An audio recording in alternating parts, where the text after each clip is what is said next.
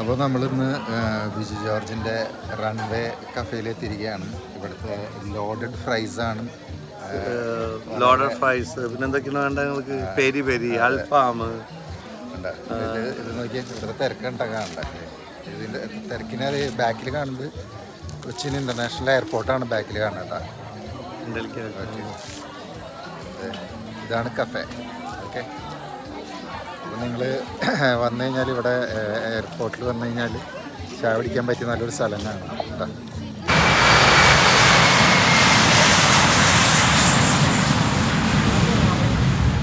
പറയട്ടെ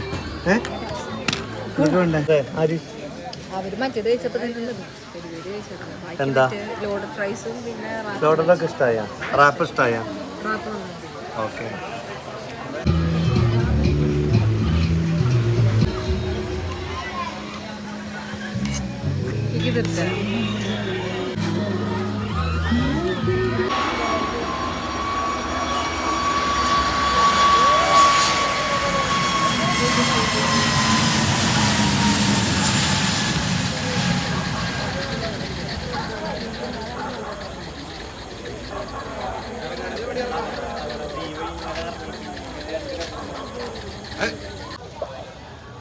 ഇതിന്റെ ലൊക്കേഷൻ ബിജു, ഇത് എവിടെ ലൊക്കേഷൻ? ഇത് നമ്മുടെ എയർപോർട്ട് ഉണ്ടല്ലോ, എയർപോർട്ടിന്റെ ജസ്റ്റ് ബാക്കിലാണത്.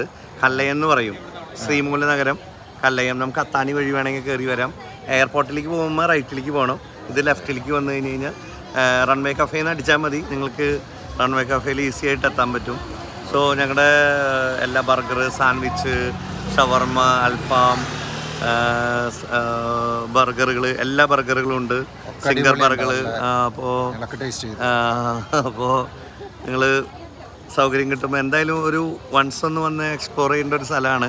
ഫ്ലൈറ്റുകൾ ലൈവ് കണ്ടിട്ട് ഒരു ലൈവ് ഫുഡ് എൻജോയ് ചെയ്യാം, നല്ല ടേസ്റ്റി ഫുഡ്.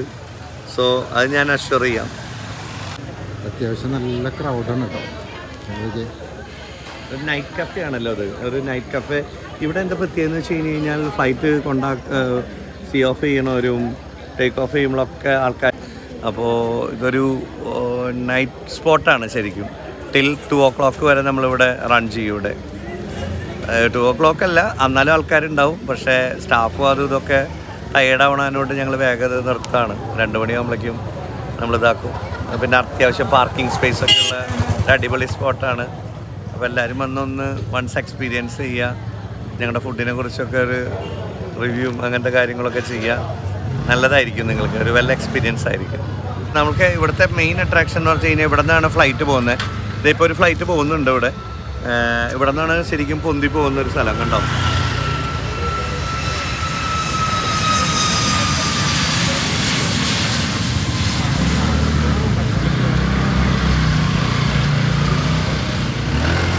പല ഫ്ലൈറ്റുകൾ ഇവിടെ നിന്ന്